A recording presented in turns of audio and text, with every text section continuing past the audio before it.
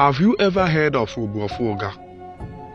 Obuofoga is celebrated in Oga, a community in Anambra that shares boundary with Imo State, every 26th of December. It is a remembrance of a historical event. It happened in 1916. Many Igbo communities were forced to embrace Christianity. Oga, a town in Agwata local government area of present-day Anambra State, refused to accept Christianity. With the collaboration of the early missionaries, the crafty colonialists invited all the Igbofoga, just like Njaja of Opobo, who was invited for a peace treaty.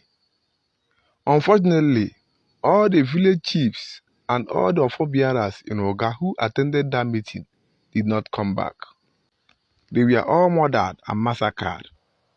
This gave in to the Christianization of Oga community. It's high time our people use their tongue to count their teeth.